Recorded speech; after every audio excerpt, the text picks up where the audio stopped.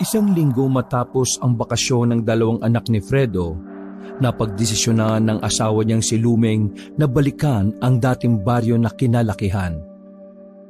Nais ng babae na magbakasyon doon dahil matagal na rin niyang hindi nakikita ang mga kamag-anak nila. Kung hindi rin naman dahil sa imbitasyon sa kanila ng tiyahing si Lumeng, hindi rin naman sana ito magkaka-interes. Sigurado ka ba na tutuloy na talaga tayo bukas? Oo naman, nakahanda na ang mga gamit natin eh. Teka, bakit ka ba nag-aalinlangan? May problema ba? Nilagok ni Fredo ang hawak-hawak na alak habang sila ay nasa balkonahe. Wala naman akong problema. Hindi lang talaga ako komportable. Kasi, imagine almost 2 decades ka nang hindi bumabalik doon. Hindi mo nga rin alam kung sino-sino kamag-anak ang babalikan mo ron eh. Mahal, nandun naman ang mga pinsan ko. Kilala ko pa naman sila. Isa pa, mababait naman silang tao. Nasa lahi naman namin ng mga mababait eh. Wala naman akong problema kung mabait sila o hindi. Ang iniisip ko lang naman ay ang mga anak natin. Halos 1 buwan tayo ron. At iniisip ko lang na baka ma-homesick lang sila dahil wala naman silang kakilala doon. Huwag ka mag-alala. Sigurado naman ako na meron silang makikilala doon. Friendly naman ang anak natin eh. Huwag ka sanang magagalit sa itatanong ko, mahal ha. Bakit ba parang gustong-gusto mong magpunta ron? Tila hindi naging maganda ang pagtanggap ni Lumeng sa sinabi ni Fredo. Kaya naman, agad na nagbago ang tono ng pananalita ng babae. May gusto ko na naman bang tumbukin? Ha? Wala naman. Pampihira ka naman, Fredo eh. Bakasyon lang naman ang gusto ko ron. Kung ano-ano na naman yung iniisip mo. Wala naman ako sinasabi ah. Pero yun ang gusto mo sabihin, diba? Kunwari ka pa na idadahilan mo yung mga anak natin. Pero ang totoo, iniisip mo na naman si Jerome. Ikaw ang nagsabi niya na, hindi ako. Huwag mo nga akong umpisahan. Bumuntong hininga na lamang si Fredo. Aminin man niya o hindi, totoo naman ang sinasabi ni Lumeng. Ang tunay na dahilan kung bakit nag-aalangan si Fredo ay dahil nasa probinsyang yon ang lalaking si Jerome. Si Jerome ay kababata ni Lumeng sa Capiz. Inamin din naman ni Lumeng na noong 8 taong gulang pa siya ay crush na niya ang lalaking si Jerome. Pero dahil pumunta na ito ng Maynila, nagkaiba na ang kanilang landas. College na si Lumeng nang muli niyang makita sa Maynila si Jerome. Lumuwas din pala ang lalaki. Sa panahong ito, magkasintahan na si Lumeng at si Fredo. At sa hindi inaasahang pagkakataon, lihim na nakipaglandian si Lumeng kay Jerome. Pero dahil mahal na mahal ni Fredo ang babae, nagawa niya itong patawarin. At pagkatapos ng kolehiyo ay nagsama na sila at nagkaroon ng anak. Nawalan na ng balita si Fredo at Lumeng kay Jerome mula noon. Pero ang iniisip ni Fredo ay nasa Capiz ang lalaking yon. Bagay na nagiging dahilan kung bakit ayaw ni Fredo na magtungo roon. Ay naku, bahala ka kung anong gusto mong sabihin. Basta kami ng mga anak natin tutuloy doon. Kung ayaw mong sumama, hindi kita pipilitin. Pambihira ka. Ang tagal-tagal ng issue na yon. Hanggang ngayon ba big deal pa rin sa'yo yon? Walang ganang naglakad si Lumeng paalis ng kanilang balkonahe. Hinayaan na lamang din yun ni Fredo. Buntong hininga na lamang ang kanyang ginawa. Nang tumingin siya sa ibaba, nakita niya ang ama niyang si Ferdinand. Nasa harapan ng kanilang gate. Sumisenyas na bumaba siya. Pinuntahan ni Fredo ang ama. Nagmano pa siya sa ama bago ito magsalita. Papa, gabi na. Bakit napadaan yata kayo? Sabi kasi sa akin ng mama mo na magbabakasyon pala kayo sa Capiz. At bukas na raw ng hapon ang alis ninyo. Ah, oo nga po pa. Nakalimutan ko palang sabihan kayo.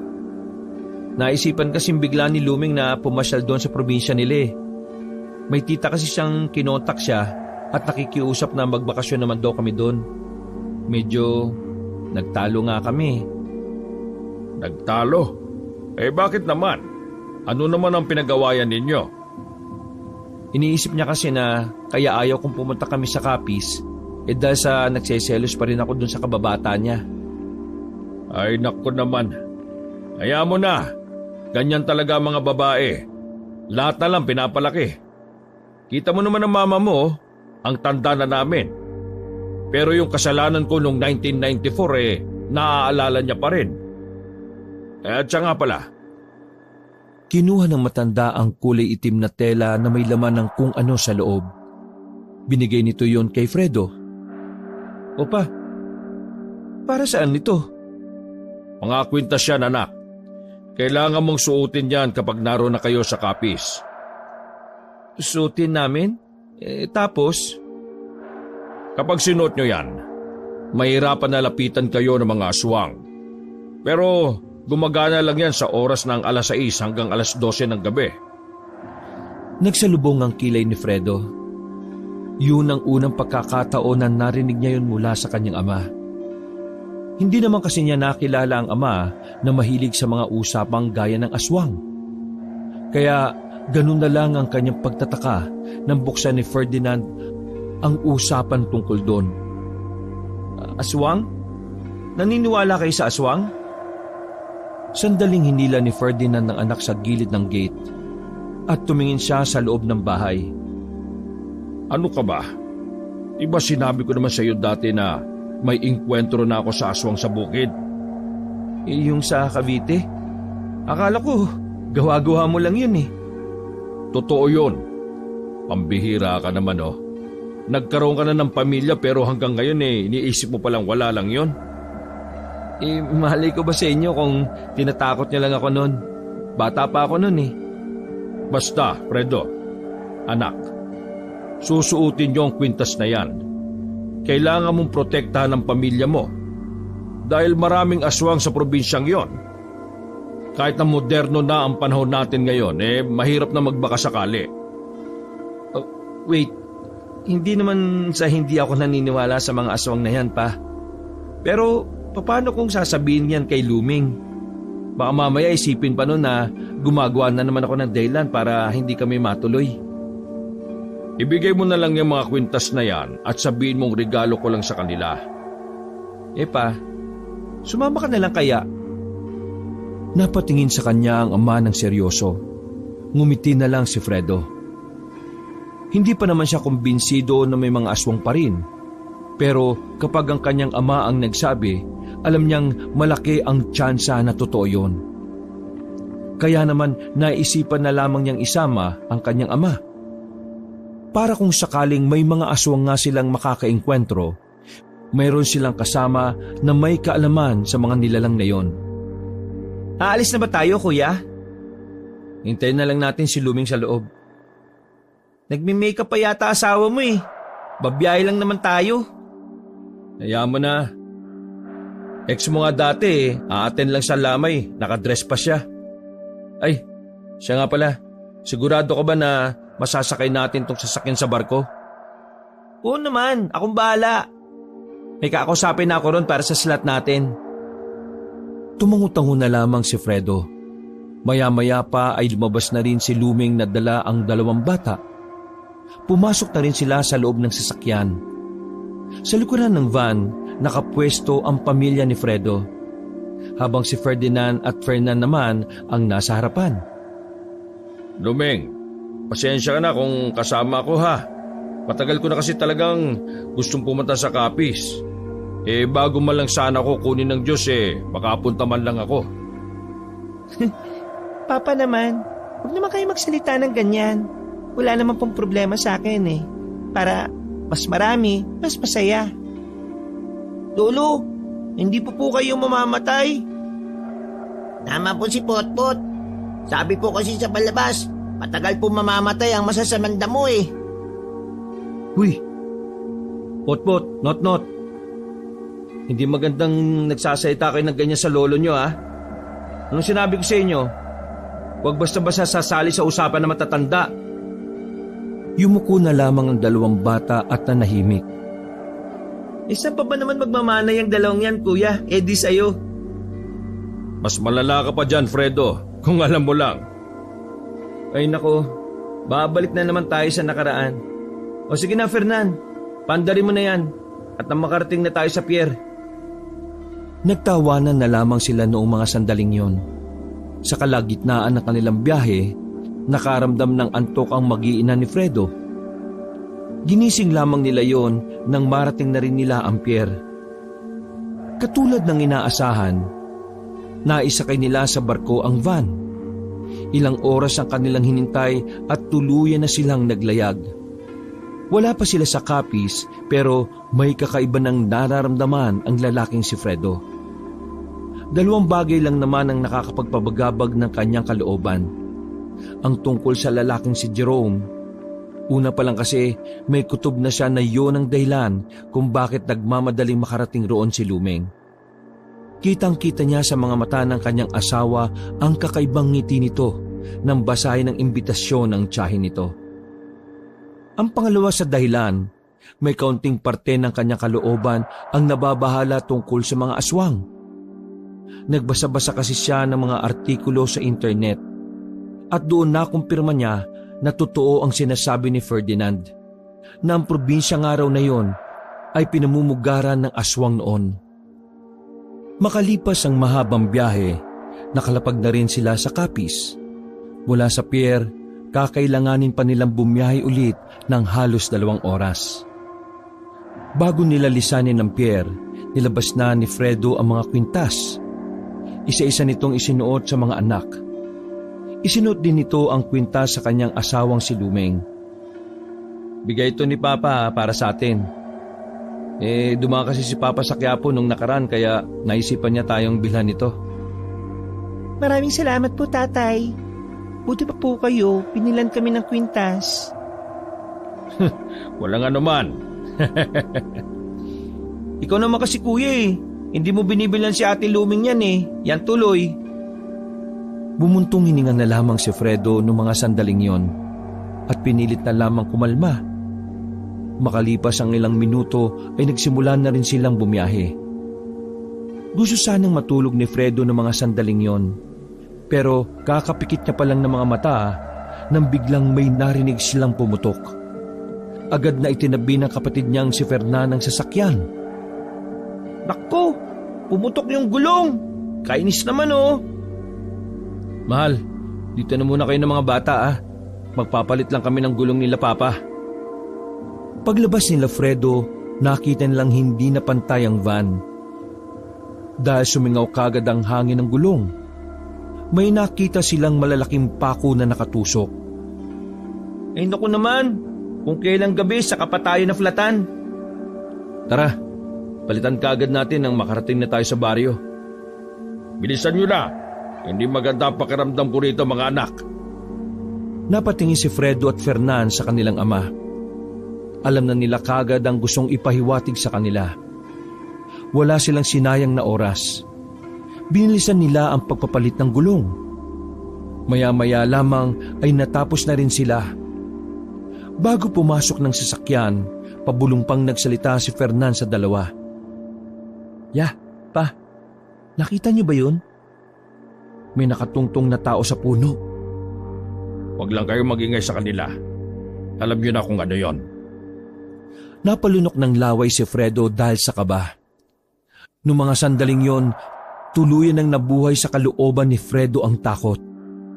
Dahil kung totoong aswang nga ang nakita nilang nakatungtong sa puno, nasisiguro ni Fredo na hindi magiging masaya ang kanilang pananatili roon.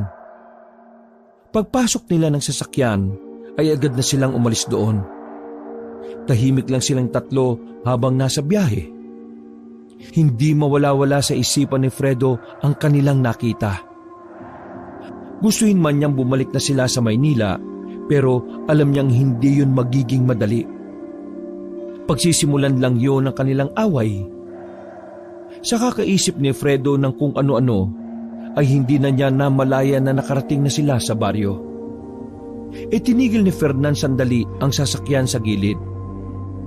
Ate Lumeng, kabisado niyo ba yung daan papunta sa bahay nila? Mukhang malaki kasi itong baryo Sandali lang. Kukontakin ko lang si Tia Belia. Sinubukan tawagin ni Luming ang kanyang tiyahin. Pero dahil nasa liblib na parte na ang baryo, mahina ang signal. Hindi ko makontak si Tia Belia, Fernan. Pandarin mo na lang. Basta ang sabi ni Tia Belia, yung bahay daw niya ay may trapal sa bakuran na kulay pula. Sa dami ba naman kasi ng palatandaan, bakit trapal pa? Baka mamaya may kapareho pa tayong makita magkamali pa tayo. Ayos lang. Tingnan na lang natin kung may makikita nga tayong kapareho. Kung wala, di yun na yun. Mabagal na pinatakbo ni Fernan ang sasakyan. Bawat madaanan nilang bahay ay masuri nilang tinitingnan. Mga ilang sandali lang, napatigil na sila sa harapan ng isang bakuran. Eto na ba yon? Binuksan ni Fredo ang sliding door at nauna nang bumaba. Tumayo ito sa harapan ng bakuran na may kulay pula at malaking trapal. Ito na yata yun. Hindi mo ba natatandaan? Di ba sabi mo sa bahay ka ng tita mo tumira noon? Ayos ka lang. 8 years old pa lang ako noon. As if naman na wala nang nagbago dito. Ay nako, huwag mo munang pababayan ng mga bata. Halika, lapitan natin at kumatok tayo. Agad na kinatok ng dalawa ang pintuan ng bahay nang makalapit sila. Sa pangalawa nilang subok, dahan-dahan na nagbukas ang pintuan na yari sa kahoy. Sumilip ang isang babaeng matanda na puti na ang buhok. Kahit na matagal nang hindi nakikita ni Luming ang ginang, namumukhaan niya pa rin yun. Tia Belia? Nang makilala na matanda si Luming, ay binuksan na nito ng mas malawak ang pinto. Agad na sumilay ang ngiti sa mukha ni Belia. Luming, ikaw na ba yan? Opo, Tia. Ako na po ito. Yung batang inalagaan po ninyo ng halos 1 taon. Diyos ka, buti naman nagbalik ka. Sobrang namiss kita. Ang laki-laki mo na. At ito ba ang asawa mo? Opo, siya po yung asawa ko.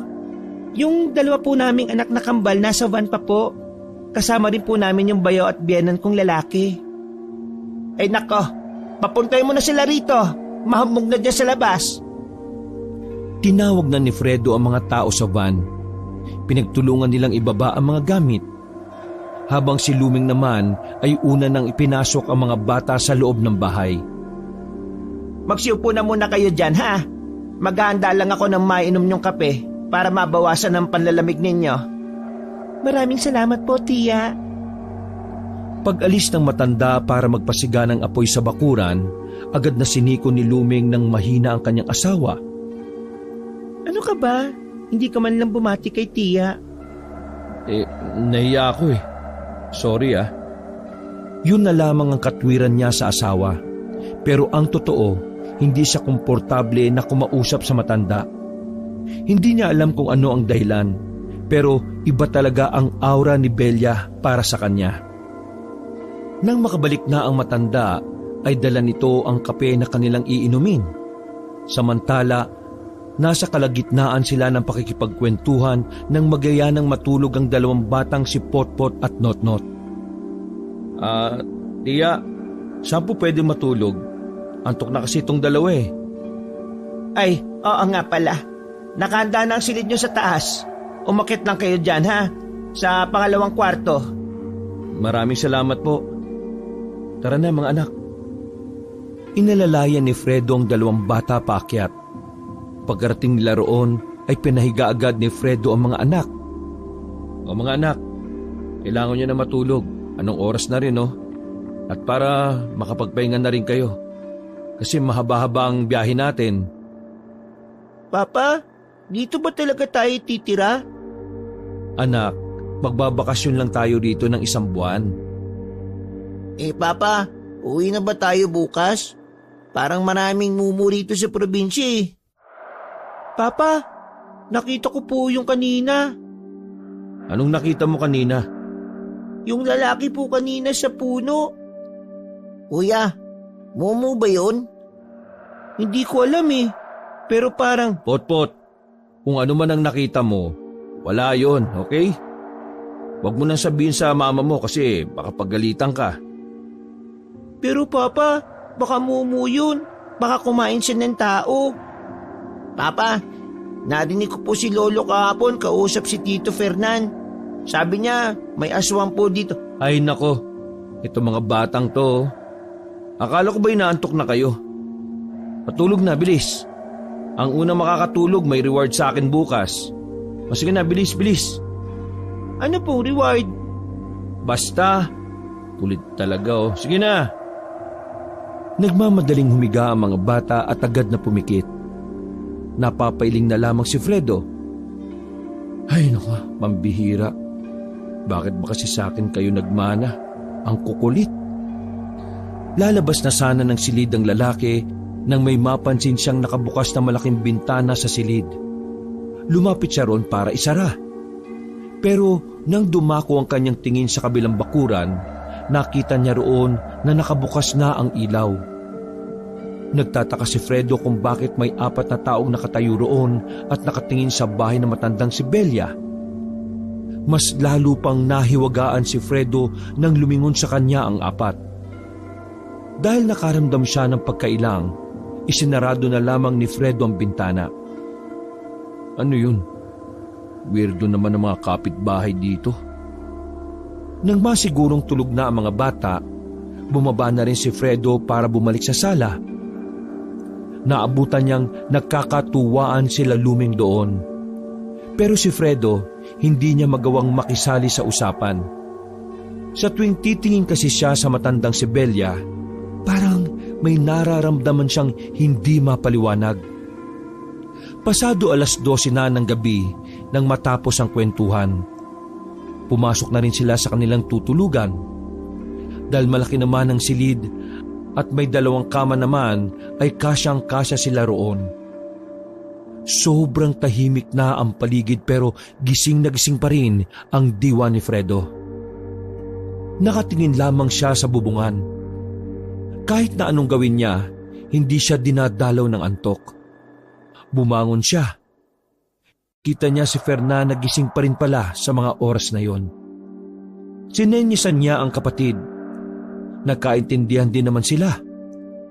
Maingat silang lumabas ng silid para tumambay mula sa labas. Dala ang sangkahan ng sigarilyo, nagtungo sila sa tapat ng van. Malamig na ang klima sa mga pagkakataong yon. Napapahaplos na nga lang silang 2 sa mga braso nila.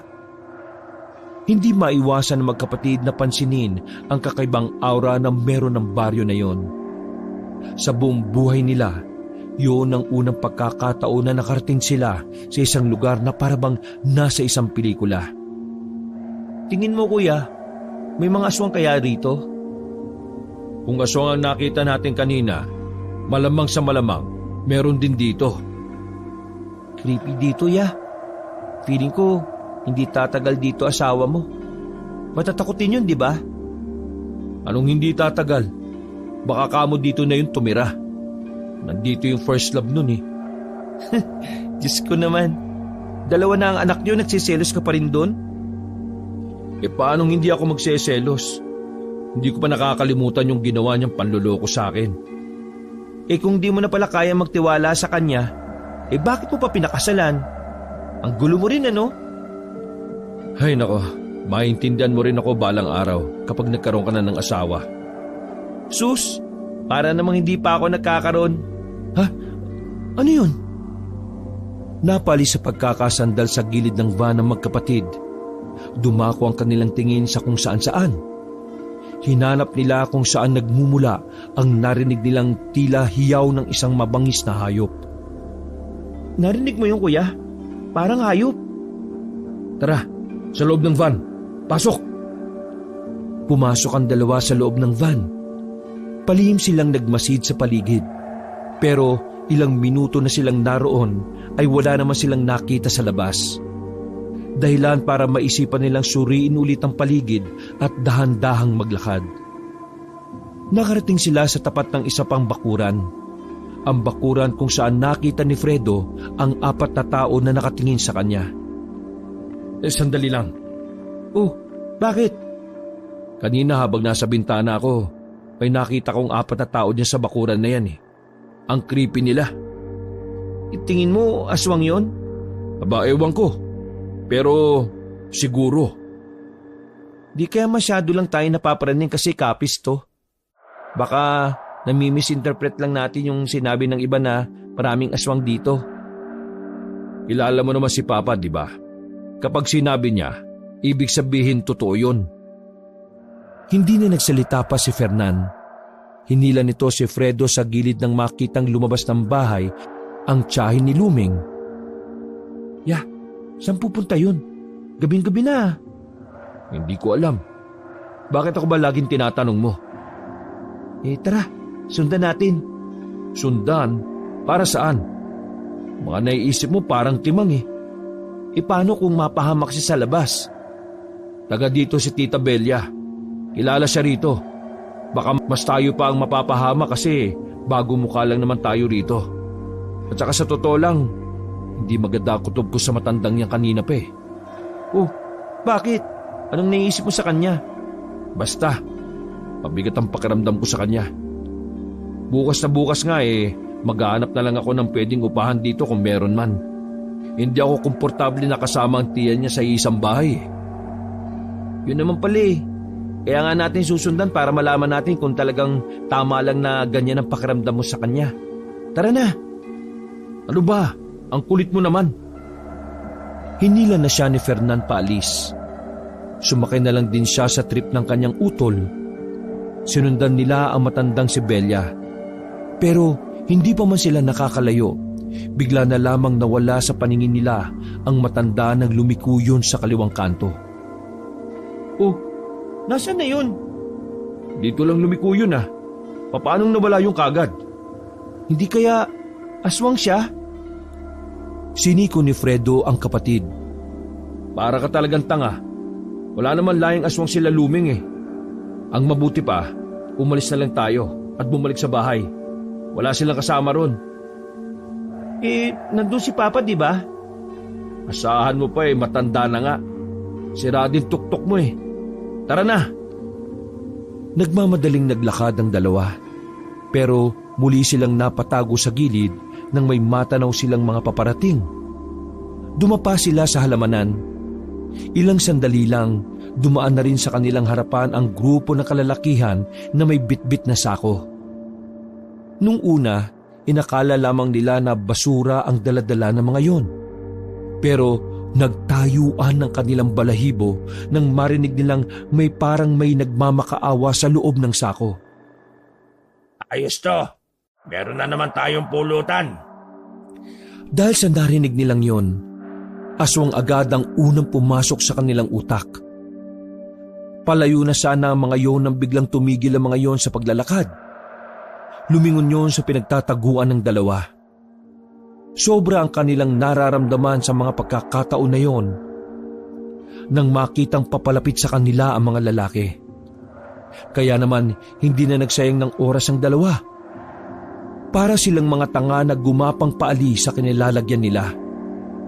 Sumot sila sa ilalim ng mga halaman.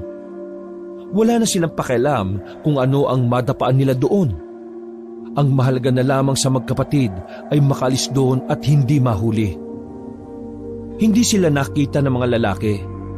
Matagumpay silang nakabalik ng bahay.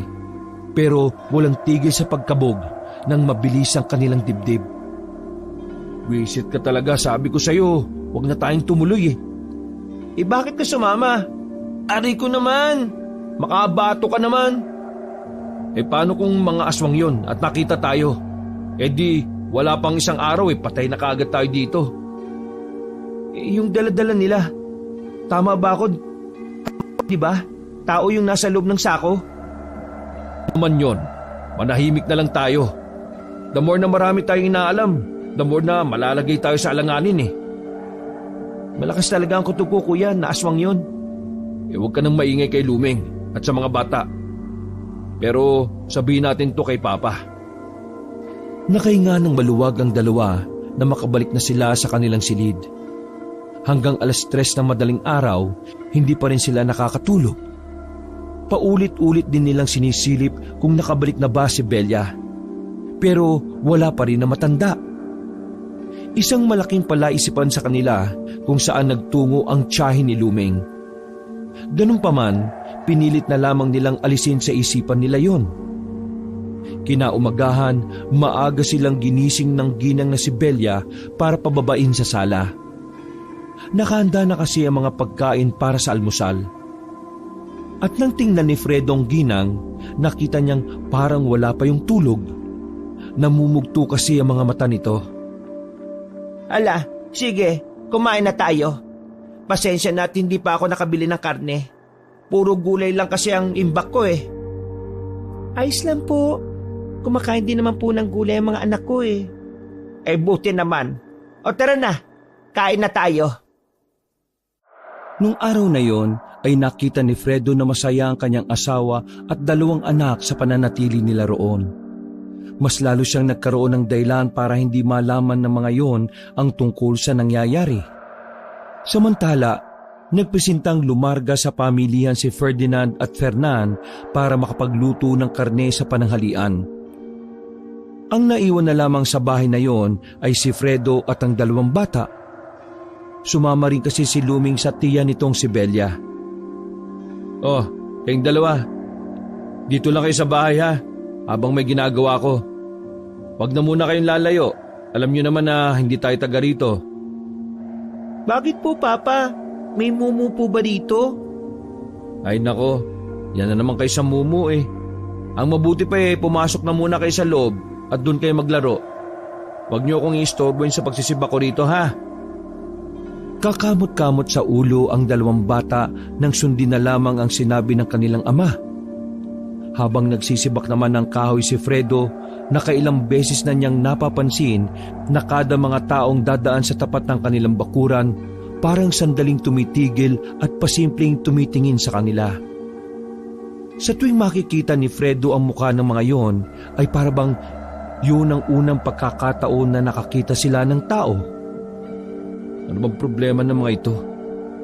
Sandali nga. Hawak ang itak ay lumabas si Fredo ng kanilang bakuran. Tinanong niya ang 2 lalaki na nasa 2 minuto na yatang nasa tapat. Brad, may kailangan ba kayo? Kanina pa kayo tingin ng tingin sa bahay namin ah. Tumingin lang sa kanya nang makahulugan ng 2 lalaki.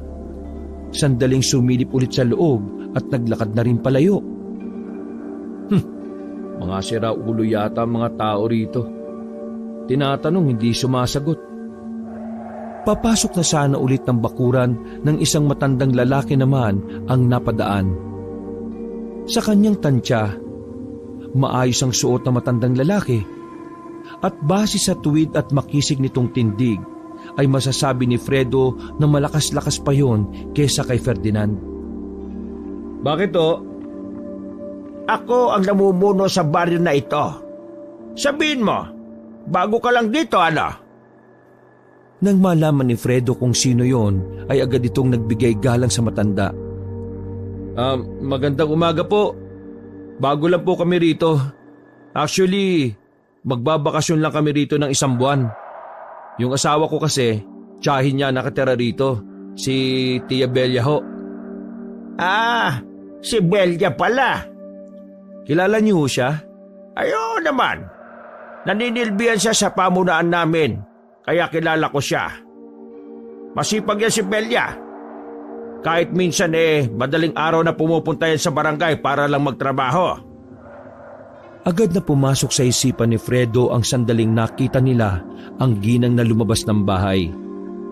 Naisip na lamang ni Fredo na baka trabaho lang talaga ang dahilan kung bakit yon umaalis ng bahay sa alanganing oras. Ganun po. Kaya po pala. Pagpasensyahan mo na mga tao rito ha. Ignorante kasi ang iba rito kapag may mga taong dayo. Lalo na kung taga Manila. Pero hindi naman kayo gagalawin ng mga yan. Takot sa akin ang mga taong nandito. Kapag inano kayo, lakarin mo lang ito ng diretsyo. Tapos, liko ka sa kanan. Naroon ang barangay at nandun din ako lagi. Nakaramdam ng kaunting kapanatagan ng kalooban si Fredo sa mga pagkakataong yon. Sa pananalita ng matandang kausap niya, pakiramdam niya ay nakahanap siya ng malalapitan sa oras ng kagipitan. Tako, maraming salamat to ah. Ako nga pala ho si Fredo. Yung dalawang anak ko po naman na nakatayo sa pinto. Si Notnot at Potpot. Kambal po sila. Ah, kaya pala magkamukha ano? Ang cute na mga bata. Nako, maraming salamat po. Baka ganun po talaga kapag mana sa ama eh. Natawa ang matandang si Jaime. Nung oras na yon, naisipan ni Fredo na samantalahin ang pagkakataon para itanong ang gumugulo sa kanyang isipan. Sir, wag ho sana kayong ma-offend sa itatanong ko ha. Kung totoong may aswang dito sa Capiz? Paano niyo po nalaman na yun ang itatanong ko? Halos lahat kasi ng dayo, lalo na mga Manilenyo. Ganyan lang din ang tanong. Pero para mapanatag ang kalooban mo, hindi totoo na may aswang sa Capiz sa panahon ngayon. Marahil nung panahon ng mga Kastila totoo talaga. Pero ngayon, naglipanan na ang teknolohiya. Wala naman. Magdadalawang dekada na ako sa serbisyo pero wala naman ako nababalitaang may aswang dito. Pero ang meron lang dito, mga taong siraulo. Kaya doon kayo mag-iingat. Kung sa Maynila may mga masasamang tao, abay dito rin. Pero huwag ka mag-alala. Gaya ng sinabi ko, nandito lang naman ang pamunuan namin para sa mga bagong salta na kagaya ninyo. Ngumiti si Fredo ng malapad. Kahit na papaano ay gumaan at lumuwag ang kanyang pakiramdam. Paano? Mauna na ako ha. Naglakad-lakad lang naman kasi ako Exercise ba? Alam mo na, kapag tumatanda na humihina na ang tuhod. Nako, maraming salamat po sa oras na inilaan niyo sa akin.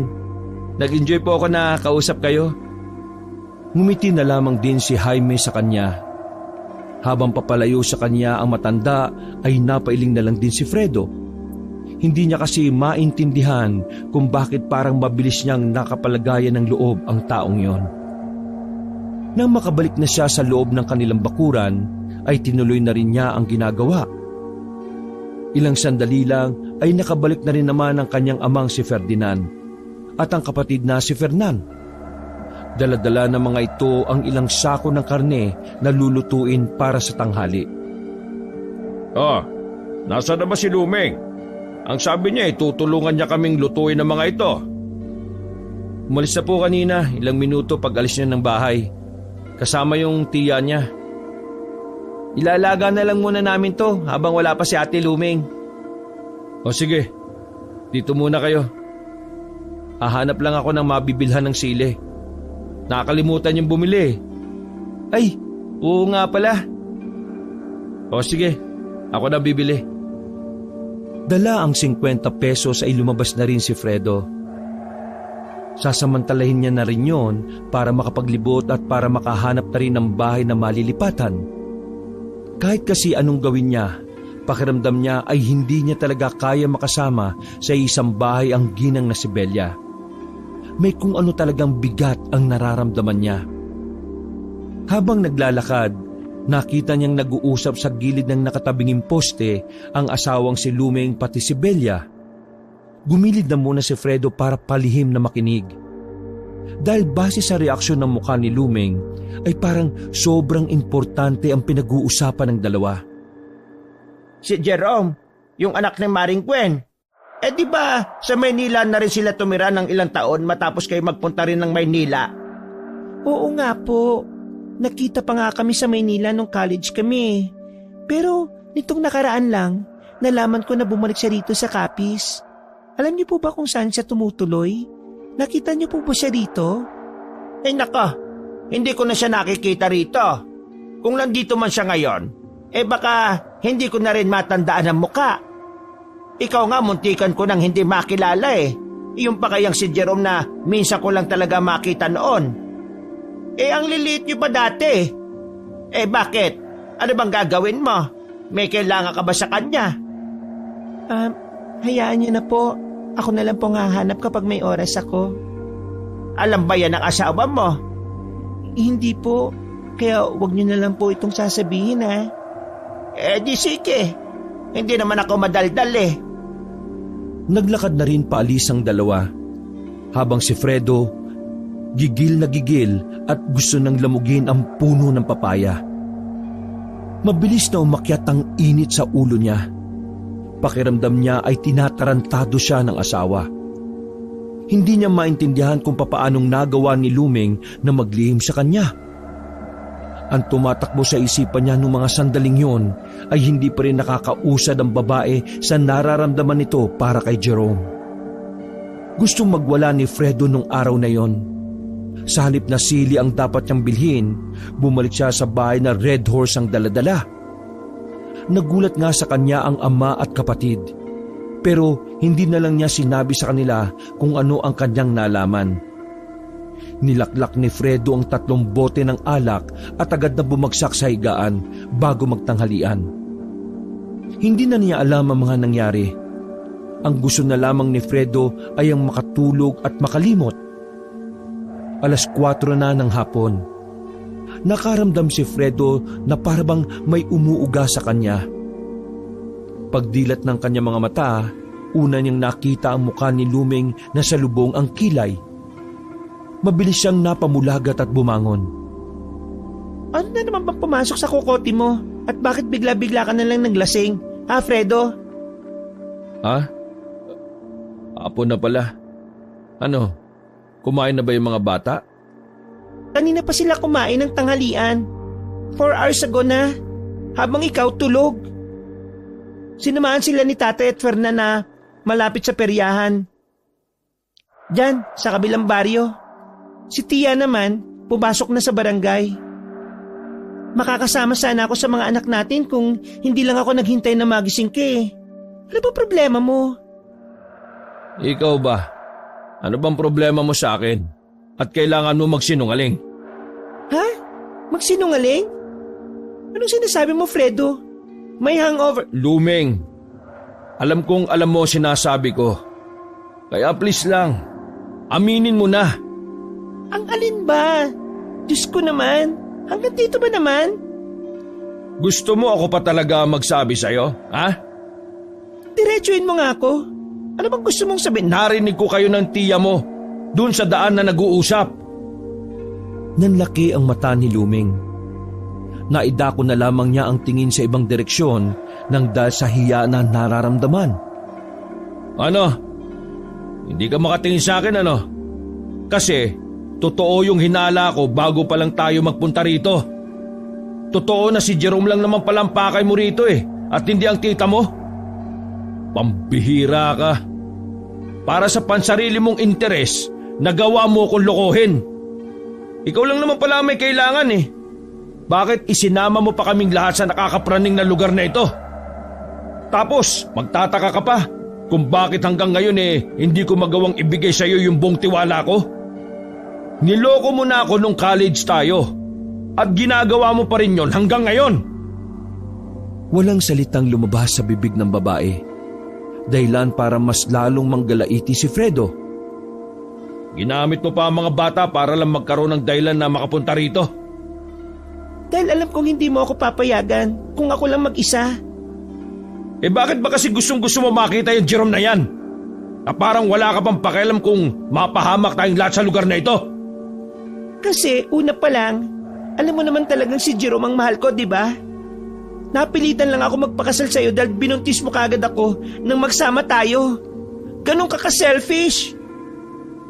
Kinulong mo ako sa buhay na hindi ko pinangarap para mailayo lang ako ng tuluyan sa taong totoong mahal ko.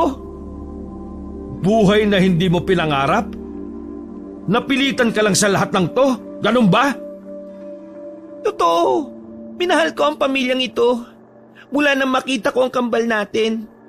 Totoo ang pagmamahal na binigay ko para sa kanila. Pero kahit na ganun, nangihinayang pa rin ako sa buhay na gusto ko. Na dapat si Jerome ang kasama ko at hindi ikaw. Alam mo, kahit kailan hindi na kita kayang mahalin. Si Jerome ang gusto ko. Tama na! Bakit? Masakit ba marinig ang totoo, Fredo? Ikaw ang dahilan kung bakit ganito ang buhay natin. At tagal ko nang nagtiis para sa mga anak natin. Pilit kong kinalimutan ang totoong taong mahal ko para sa pamilya natin. Ang tagal ko nang niloloko ang sarili ko na masaya ako sa iyo. Kasalanan mo kung bakit ako... Ikaw ang may kasalanan ng lahat. Kung hindi mo lang ako niloko noon, edi sana natutunan mo rin akong mahalin. Tapos ngayon isinisisi mo sa akin ang lahat? Ikaw ang makasarili dito. Handa kang isugal ang buhay naming lahat para lang sa lalaking gusto mo. Isugal? Anong isugal ang sinasabi mo? Wala kang alam? Di ba taga rito ka? Ganyan ka ba ka-selfish at talagang wala kang alam kung anong lugar ito? Luming, may mga aswang dito! Hindi makapagsalita si Luming noong mga sandaling yon. Namimilog ang mga mata nito at para bang hindi makapaniwala. Totoong sinasabi ng mama niya. Kinuha siya ng mga aswang. Mga aswang nga ang kumuha kay Jerome. Ano ba pinagsasabi mo? Ililigtas ko si Jerome! Ililigtas ko siya! Kahit na galit si Fredo ay hindi siya magawang saktan ng asawa. Mahal niya ang babae. Masakit para sa kanya na hanggang sa mga sandaling yon, ang dating nobyo pa rin ang mahal ni Luming. Pero walang magawa si Fredo sa bagay na yon. Dahil noon pa man, aminado na siyang siya rin naman ang dahilan kung bakit nasira ang kaligayahan ni Luming. Sa labis na pagmamahal niya, minadali niya ang lahat para hindi na muli pang mawalay sa kanya ang babaeng pinakamamahal. Bumuntong hininga na lamang si Fredo. Hindi na siya nagsalita pa para hindi na humaba ang usapan. Ayon na rin naman niya na kung saan-saan pa mapadpad ang pagtatalong yon. Hindi nagpansina ng mag-asawa sa mga sumunod na sandali. Hanggang sa makabalik na sina Ferdinand ay hindi pa rin nag-uusap si Fredo at Luming. Fredo, anak, may problema ba kayo ng asawa mo? Bakit parang napapansin ko na hindi kayo nag-uusap? Dinadaan-daanan niyo lang ang isa't isa eh. Nasa bakuran silang tatlo nung gabing katatapos lang nilang maghapunan. Lutang pa rin ang isipan ni Fredo matapos malaman ang katotohanan mula sa asawa. Oo nga kuya, kanina rin bigla ka na lang nag-inom. Ano ba talaga nangyayari sa inyo? Wala. May pinagtalunan lang kami. Pero hindi naman malaking bagay yon. Sigurado ka ba dyan? Kanina pa parang malalim ang iniisip mo eh. Wala po ito pa. Huwag niyo akong intindihin. Kuya, maiba na lang tayo. Sabi pala ng tiya ni Ate Luming kanina, iniimbitahan daw tayo ng kapitan nila sa okasyon mamaya sa barangay. 13th year anniversary daw ng barangay. Ano, sama ka ba? Si Luming, nasabihan niyo ba? Oo, pero hindi naman daw siya sasama eh. Magbabantay kasi siya sa mga bata. Sige, sasama ako. Anong oras ba? Sabi ni Kapitan, 10:00 daw ng gabi. Hindi ba delikado doon dahil dayo tayo? Alam niyo naman siguro na... Kaya nga tayo pupunta ron para malaman kung talaga bang may aswang dito. Oo kuya, nasabi ko na pala kay Papa lahat ng nangyari. O sige, sasama ako. Huwag na lang tayo papalagpas ng 12:00 ng ating gabi. Alam niyo naman ang oras ng bisa ng mga kwintas, hindi ba? Tumango na lamang ang magkapatid na Fredo at Fernan. Mabilis na lumipas sa mga sandali. Nagpaalam na rin sila kay Luming at sa mga bata. Matamlay na umitilang ang babae sa kanila. Habang naglalakad patungo sa barangay, nararamdaman na nila na parabang may sumusunod sa likuran nila. Pasimpleng lumingon-lingon si Fredo at napansin niya ang dalawang lalaki sa likuran. Kanina pa yung dalawang lalaki na yan. Bibigwasan ko na yan eh. Huwag mo nalang pansinin. Hindi naman tayo mahahawakan ng mga yan kung sakaling aswang yung mga yan. Lahat ng mga aswang na makakasalumuha natin, magiging ilag na dumikit sa atin dahil sa kwintas. Sigurado ka na gumagana ito pa? Baka mamaya scam lang to ha. Ngumisi na lamang si Ferdinand sa sinabi ng anak. Nang marating nila ang barangay ay marami nang nagkakasiyahan doon. Sa dami ng tao ay hindi na nila mahanap pa ang ginang na si Belia roon. Mabuti na lamang ay nakita sila ng matandang si Jaime. Nandito na pala mga bisita namin mula sa Maynila. Halika kayo, doon kayo sa loob. Naku, nakakaya naman po. Wag na kayo mahiya. Ganito talaga kami sa mga bisita ng baryo namin. Inalalayan sila ng mismong kapitan ng baryo patungo sa malaking barangay na yon. Pinaupo sila sa mahabang kahoy na upuan at sandaling pinaghintay para sa kanilang makakain. Maraming salamat at nagpunta kayo ngayon. Pero mas maganda sana kung buong pamilya kayo. Hindi ko na po pinasama eh. Hindi kasi sanay yung kambal ko sa may ingay na lugar. At saka masama ang pakiramdam ni Mrs. kaya pinaiwan ko na rin. Sige, ayos lang. Pupuntahan namin sila doon mamaya ng mga tao ko. Ano po? Ang ibig ko sabihin, titingnan-tingnan sila roon kung ayos lang ba sila. May magbabantay kumbaga. Grabe naman po pala ang pagiging hospitable ninyo. Siyempre, dapat maramdaman ng mga dayuhan na ligtas sila sa pangangalaga ko. O paano? Pakintay na lang ang pagkain at alak. Ako naman aasikasuhin din yung mga bagong dating. Sige po, maraming salamat po ulit. Umalis ang kapitan at naiwan na mag-aama sa kinilalagyan nila. Habang naghihintay, hindi maiwasan ni Fredo na suriin ang paligid. Dito na niya napansin na parang karamihan sa mga naroon ay nakatingin sa kanila. May mga makahulugang tingin. Ang iba naman ay parabang ayaw na naroon sila. Pero meron din namang nakakaloko ang ngiti. Maya-maya lang ay may dumating na 4 na lalaki. Inilapag ng mga yon ang kanilang pagkain at ang isang bote ng lambanog. Hindi ako komportable sa pagkain na ito. Walang titikim ha. Pa, ano na bang naobserbahan mo? Sa nakikita ko, parang lahat ng narito mga weirdo.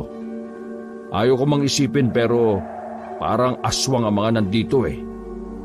Kung aswang pala mga nandito, edi dapat pala umalis na tayo. Wag muna. Mas magiging delikado tayo kapag umalis tayo ng barangay. At least dito, nababantayan tayo ni Kapitan. What if aswang din pala si Kapitan? Malabo. Pangalawang beses ko nang nakausap si Kapitan eh. Hinawakan niya rin ako sa balikat. Pero hindi naman siya nailang kahit nasuot ko yung kwintas. Sige na, uminom tayo kahit na kaunti para hindi sila makahalata. Kapag nakumpirma natin na may aswang nga rito, alis na kagad tayo ha. Pasimpleng nagsali ng alak si Ferdinand sa kanilang mga baso. Kunwari ay pangiti-ngiti pa sila sa mga naroon. Habang nagkakasiyahan ang lahat, nakaramdam agad sila ng kaunting tama. Kakaunti pa lang ang kanilang naiinom pero ramdam na nilang nag-iinit ang kanilang muka.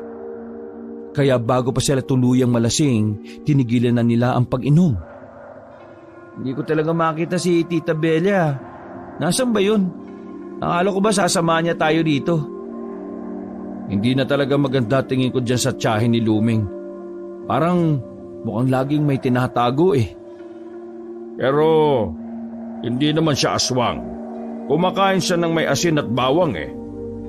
Basta, palagay ko, kailangan na nating umalis. Mag-aalas 12 na rin. Nag-aalala na ako para sa mga bata. Lumingon-lingon sila sa paligid. Nang makitang walang ganong nakatingin sa kanila, ay pasimple silang tumayo. Hindi na sila nagpaalam pa sa kapitan. Iba na rin kasi ang nararamdaman nila, kaya dali-dali na silang umalis. Dahil may mga nakatambay sa una nilang dinaanan, sa ibang direksyon sila dumaan. Hindi nila alam kung dadalhin sila noon sa bahay ni Belia. Pero ang mahalaga na lang sa kanila ay makaalis sa barangay. Bilisan natin maglakad. Baka may sumunod. Mawawala rin ang bisa ng kwintas. Ikaw ang magbilis ng lakad pa. Ikaw may natuhod dito eh. Siraulo ka pala eh. Alam mo naman pala, sinasabi mo pa. Eh na nga ba sinasabi ko eh. Nako, may mga sumusunod na. Nang lingunin nila ang likuran, ay hindi bababa sa 10 ang mga nakasunod sa kanilang kalalakihan. Nakadagdag pa sa kaba nila na hindi nila alam kung saan sila makakarating. Dito, dali! Hinilan ni Fredo ang kapatid at ama, papasok sa gilid ng madamo at mahalamang parte ng daan. Dumapa sila roon at tinakpan ng mga bibig. Habang nakatago, kitang-kita ng kanilang mga mata na iba na ang itsura ng mga kalalakihan. Doon na nila nakumpirma ng tuluyan na marami nga talagang aswang sa baryong yun. Hindi na sila makikita ng mga aswang sa pinagtataguan nila. Ang kaso nga lang ay biglang tumunog ang daladalang cellphone ni Ferdinand. Pambihira, ngayon pa talaga nag-alarm. Kaya pala, oras na pala ng maintenance ko. Nahinto ang sasabihin na matanda na si Ferdinand nang makita nilang lalapit sa kanila ang mga aswang. Wala nang sinayang na segundo ang magkapatid. Tumayo sila at hinila ang ama palayo roon. Ang kaso nga lang, nakita sila ng mga aswang. Kaya naman sa mga sumunod na senaryo ay mas lalong nagdulot ng kilabot para sa mag-aama ang sandaling yon. Ang bibilis tumakbo, tumalon at gumapang ang mga aswang. Habang sila, nangangapa sila sa kagubatan sa bawat madadaanan nila. Makailang ulit na nga rin silang nadadapa. Grabe naman kayong makahila. Mapupunit na yata ang kilikili ko eh. Wala na silang nagawa nang napalibutan na sila ng mga aswang sa harapan ng punong nara. Napasiksik na lamang sila sa puno. Kahit na madilim, nai-imagine nila ang nakakakilabot na anyo ng mga aswang. Nasa aktong dudumugin na sila ng mga aswang nang biglang isang pamilyar na tinig ang kanilang narinig. Anong karapatan niyong pagtangkaan ng mga bisita ko, ha? Lumapit ang kapitan sa kanila at pinagtatataga ng hawak na itak ang mga aswang. Takot na nagpulasa ng mga yon. Dahilan para makahinga na ng maluwag ang tatlo. Maraming salamat po, Kapitan. Mabuti na lang dumating kayo.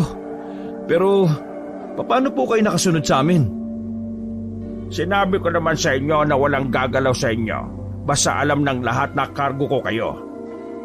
Nagpaalam din sana kayo para naman pinahatid ko na lang kayo pa uwi. Mawalang galang na po, Kapitan. Pero, antingero ba kayo? Hindi sinagot ng kapitan ang tanong na yon ng matandang si Ferdinand. Sa halip ay iba ang sinabi nito. Sige na, umalis na kayo sa kagubatan at umuwi na kayo sa inyo. Maraming aswang sa baryong ito. Pero, ang sabi nyo, walang aswang dito. Pasensya na kung hindi ko sinabi ang totoo. Pero malalaman mo rin ang tunay na dahilan kung bakit. Sa ngayon, kailangan nyo nang umalis. Babalikan nila kayo rito. Sige po, maraming salamat ulit. Tara na, umalis na tayo. Nagmamadali na silang makaalis ng kagubatan. Mabuti na lang din ay nakahanap sila ng daan patungo sa kinaroroonan ng bahay ni Belia. Kaya ilang minuto lang ay nakauwi na rin sila. Pagpasok nila ng bahay, naabutan nila si Luming na nasa sala at parang kanina pa naghihintay sa kanila. Pag-impake ka na ng mga gamit, Fernan. Ihanda mo yung sasakyan. Aalis na tayo rito. Ha? Anong aalis? Aalis na tayo rito, okay? Nasa panganib ang buhay nating lahat dito. Maraming aswang dito. Ngayon lang muntikan na kami mapahamak. Hinabol kami ng mga aswang. Sige na, mauna na kayo. Isama mo yung 2 bata. Ano na naman yung pinagsasabi mo? Sabi ni Tia, hawak nila si Jerome. Buhay pa si Jerome. Hindi ako uuwi hanggat hindi ko siya kasama. Sira ulo ka ba? Nagpapaniwala ka na naman sa tiyahin mo. Ililigtas ko si Jerome. Mauna na kayong umuwi. Isama mo ang 2 bata. Uuwi ako kapag... Hinawakan ni Fredo ang magkabilang balikat ng babae at galit na nagsalita. Wala ka na bang ibang iisipin kundi ang pagiging makasarili mo? Kapag namatay ka ng dahil sa lalaking yan, mawawalan ng nanay ang mga anak natin. Naisip mo ba yun? Ha, Luming? Wala na akong pakialam kung ako ang mahal mo o hindi. Wala na akong pakialam kung si Jerome pa rin ang mahal mo hanggang ngayon. Ang mahalaga lang sa akin, ayoko mabuhay na walang ina, si Potpot at Notnot. Sandali lang. Ano ba pinag-uusapan ninyo? Sino si Jerome? Lumeng, ha? Fredo, ano ba nangyayari sa pamilya ninyo? Hindi makapagsalita ang babaeng si Lumeng.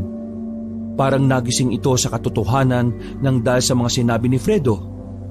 Mas lalo pa itong nakonsensya nang makita ang dalawang bata sa hagdanan na umiiyak. Mama, Papa, hindi niyo na po ba mahal ang isa't isa? Bakit po kayo nag-aaway? Marami po ba talagang aswang dito? Alis na po tayo dito, Mama. Nakakatakot na po. Biglang dumating ang ginang na si Belia. Kasama nito si Kapitan at ang ilang tauhan nito. Ano? Ayos lang ba kayo rito? Kapitan, aalis na po kami. Uwi na po kami ng Maynila. Sa dami na aswang dito, hindi na po ligtas ang buhay namin. Ipagpabukas yun na yan. Hindi na kayo makakahanap ng... Sabihin mo nga sa akin, una pa lang alam mo ng maraming aswang dito, di ba? Pero bakit hindi mo man lang sinabi sa amin ang totoo? Ha? Anong sinasabi mong aswang? Huwag ka na magkaila. Nararamdaman kong may masama kang bala kaya mo kami pinapunta rito. Umamin ka na. Halatang halata ka sa mukha mong yan oh. Teka, sandali lang. Hindi naman yata tama na pagbintangan nyo ang isa sa pinakamasipag kong tauhan sa barangay. Matino si Belia. Wala siyang ginawang mali. Ha? Dahil ginagawa niya ang lahat ng ito para sa kanyang asawa na matagalan niyang gustong makasama. Nagbago ang ngiti ni Jaime. Dahil doon, nakaramdam na rin ng hindi tama si Fredo sa mga sandaling yon. Kakaiba ang ngiti ni Jaime. Ganun na ganun ang ngiti ng mga nakita nila sa barangay. Huwag mong sabihin. Belia, ipaliwanag mo sa kanila kung ano ba talaga ang dahilan mo kung bakit mo sila pinapunta rito. Nahihiyang nagsalita matandang babae. Hindi yun makatingin ng maayos kay Lumeng at Fredo. Sa halos 2 dekada na wala ka rito, Lumeng, sobrang dami na nagbago. At ang pinakamalalang nagbago rito ay ang mga tao. Lahat ng narito sa baryong ito ay puro aswang na. At ang ibang taong natitira, tuluyan ng umanib sa kanila. Kaya ang baryo na kinalakihan mo, baryo na ng mga aswang. Pasensya na kung dinabay ko kayo. Pero gusto ko lang makasama ulit si Rufino, ang asawa ko na bihag nila. Pakakawalan lang nila yon kapag nakakuha ko ng higit sa 5 tao na magiging kapalit niya. Pinapunta ko lang talaga kayo rito para maging kapalit ng asawa ko. Sinasabi ko na nga be. Kaya unang kita ko pa lang sa mukha mo, alam kong hindi ka na mapagkakatiwalaan eh. Napakawalang puso mo. Hindi mo na iniisip ang 2 bata? Napaka makasarili mong matanda ka. Paano mo nagawa sa amin to, Tia? Kailangan ko itong gawin. Si Rufino na lang ang meron ako. Kung mababalik ko siya, magiging masaya na ulit ang buhay ko. Masaya?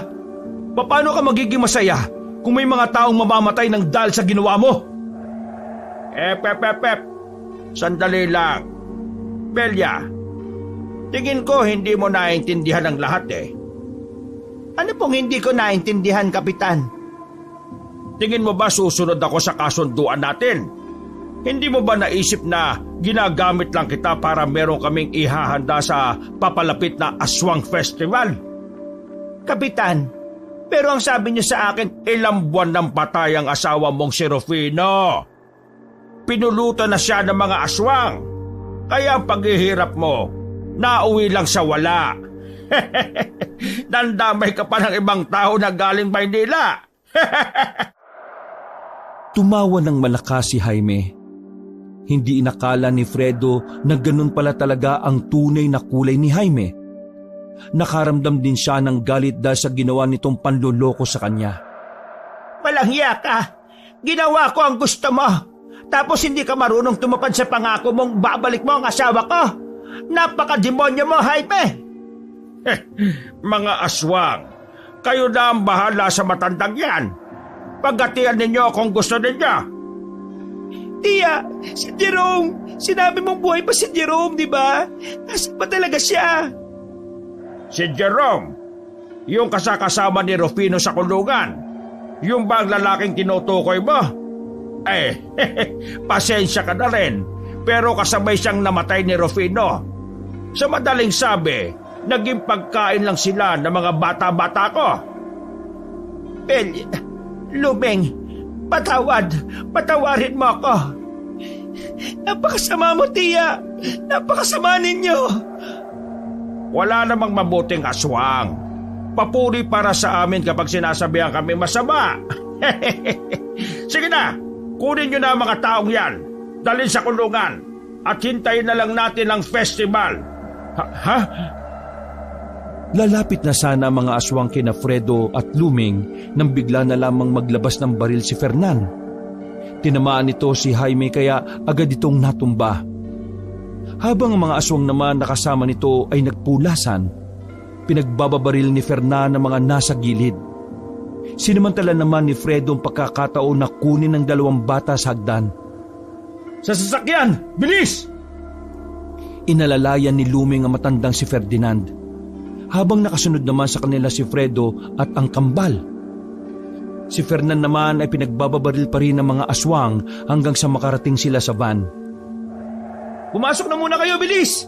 Papa, ikaw na muna magmaneo. Nasa iyo yung susi. Agad silang pumasok doon, habang si Fernan ay pinapaputukan na muna ang mga aswang. Nang mag-start na ang sasakyan, ay saka na rin ito pumasok sa loob. Bago sila umalis, nakita pa nila si Belia na lalapit sana sa van. Pero bago yun makapasok, bigla na lamang itong hinila sa ulo ng isang aswang. Tumalsik pa ang dugo sa salamin. Tinakpan na lamang ni Fredo ang mata ng 2 bata. Ay, kainis. Dapat pala, pinuno ko ng bala to eh. Bakit? Ubus na ba kagad ang bala? Mabilis na lamang pinatakbo ni Ferdinand ang sasakyan. Nakita nilang hindi naman na sila hinahabol ng mga aswang. Ganun pa man, hindi pa rin sila naging kampante. Nakita mo na kung ano nangyari, Lumeng. Nang dahil sa kalandian mo, mapapahamak tayong lahat. Nalagay sa alanganin ng buhay ng anak natin. Napakamakasarili mo kasi. Wala kang ibang iniisip kundi ang lalaking yon. Oo, nakasalanan ko na. Ako na lahat. Ikaw talaga lahat. Walang ibang pwedeng sisihin dito kundi ikaw lang. Tandaan mo to, Lumeng, ha? Kapag may nangyaring masama sa 2 bata, hindi kita mapapatawad. Kahit hanggang sa huling hininga ko. Kuya, tama na yan. Hindi ba kayo nahihiya? Naririnig ng kambal ang pinagsasabi ninyo? Kung ano man ang problema ninyo, isang tabi nyo muna. Ang pinakamahalaga ngayon ay makaalis tayo dito sa Kapis. Walang magagawang sisihan ninyo. Sa halip na mag-away kayo, isipin nyo na lang ang kapakanan ng mga bata. Isang malalim na paghinga na lamang ang nagawa ni Fredo. Sinubukan na lamang niyang ikalma ang sarili. Napansin niya na rin kasi na natatakot na si Potpot at Notnot. Mga ilang sandali lang ay nakalabas na rin sila ng baryo. Ganun pa man, hindi nila magawang makampante dahil alam nilang kahit saan sila magpunta, basta nasa loob pa rin sila ng probinsyang yon, hindi pa rin sila ligtas sa kamay ng mga aswang. Anong problema? Nabahala si Fredo nang biglang tumigil ang sasakyan. Hindi ko alam. May kumalubog sa makina eh.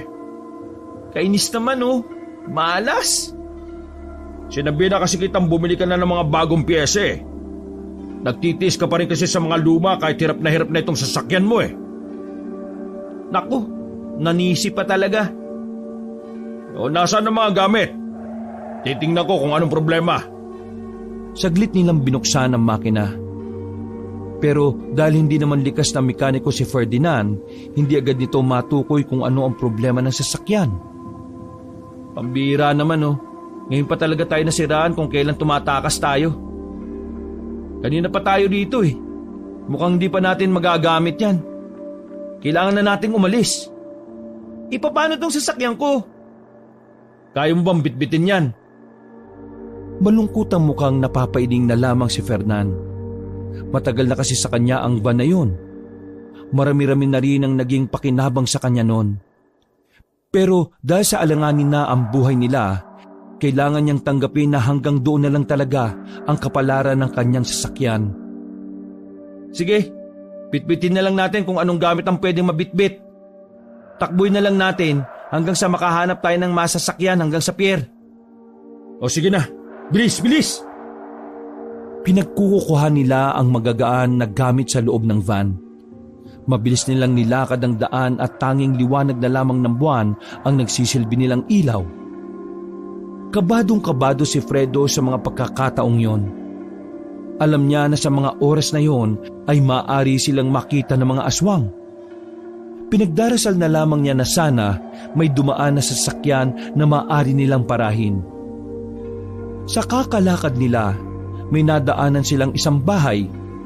Medyo nagdadalawang isip pa nga silang lumapit doon sa pangambang aswang din ang nakatira doon. Pero ganun pa man ay sumugal pa rin sila.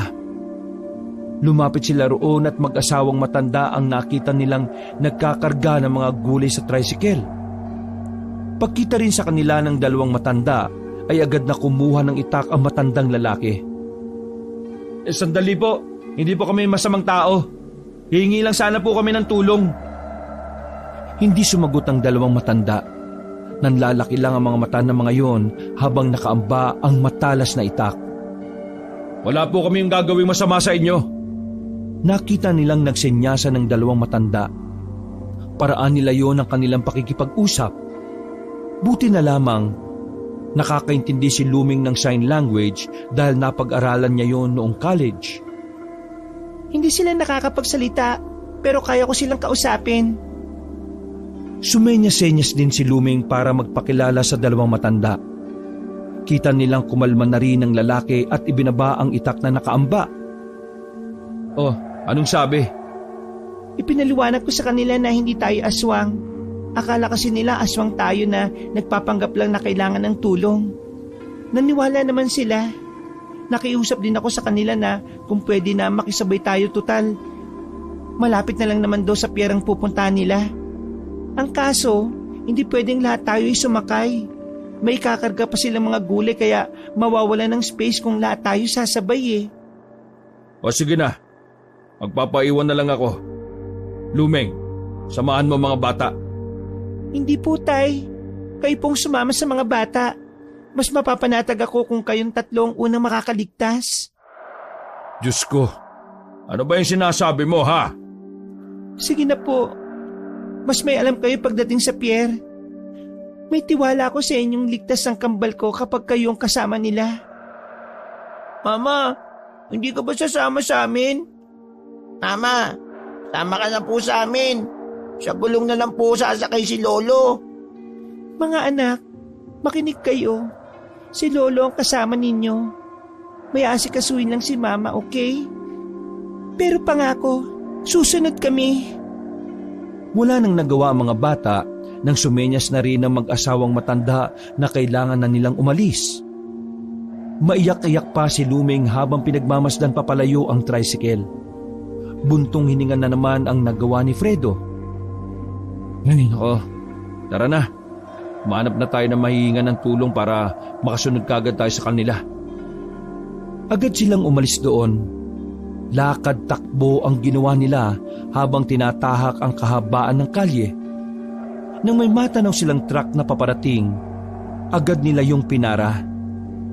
Tuwang-tuwa sila dahil sa wakas, meron na silang mapapakiusapan para makarating ng pier. Huminto ang truck. Pero nawala ang ngiti nila nang makitang bumaba roon si Jaime.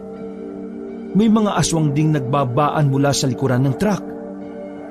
Walang niyang buhay talaga to. Ano bang akala nyo? Makakatakas na lang kayo ng ganon-ganon na lamang. Hindi ako papayag yan. Sa inyo nakasalalay ang ihahanda namin sa Aswang Festival. Nakikiusap ako sa inyo. Patakasin mo na lang kami.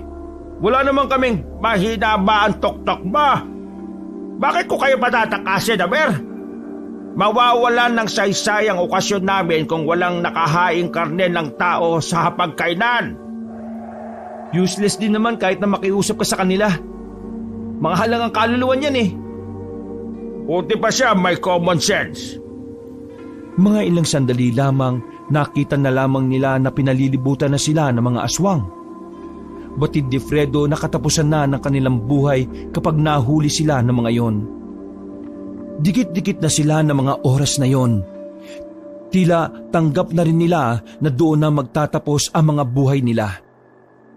Napapikit na lamang sila.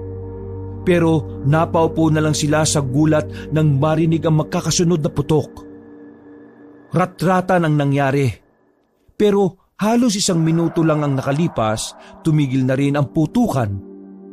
Nakita na lamang nila si Jaime na nakabulagta na. Umaagos na ang mga dugo sa simento. Lumapit sa kanila ang grupo ng mga lalaking armado. Nagpakilala mga yon ng mga modernong manunugis. Kahit pa ang tingin naman ni Fredo sa kanila ay mga rebelde sila. Ganun pa man, malaki ang pasasalamat nilang tatlo sa mga taong yon. Kundi dahil sa mga armadong lalaki, hindi na sila makakaalis pa. Tinulungan sila ng mga yon na makarating ng pier. Naabutan nila ang maglolo roon na naghihintay sa kanila. Iyakan ang nangyari habang naghihintay na makaalis ang barko. Buong akala ni Fredo ay hindi na niya makikita ang kambal at ang ama. Pero para sa kanya, isang malaking himala talaga ang pagkakaligtas sa kanila. Nakabalik naman sila sa Maynila. Pero hindi na naayos muli ang gusot sa pagitan ni Fredo at Luming, na magsasama na lang sila alang-alang sa mga bata. Pero hindi na muling maibabalik pa ang pagmamahal niya para kay Luming. Ganun pa man ang naging kanilang setup, ang mahalaga na lamang kay Fredo ay nagkaroon sila ng pangalawang buhay. Hinding-hindi niya makakalimutan ang karanasan na yon, na minsan napadpad sila sa baryo ng mga aswang. Wala nang balita si Fred sa Capiz, pero bago sila umalis, sinabi sa kanila ng manunugis na uubusin nila ang mga aswang sa buong probinsya. Kung ano man ang nangyari pag alis nila, ay dalangin ni Fred na magtagumpay ang mga manunugis. Nang sa ganon, mas madali nang mapunta ng probinsya ng Capiz at mawawala na ng tuluyan ang banta ng mga nilalang na aswang. Wakas,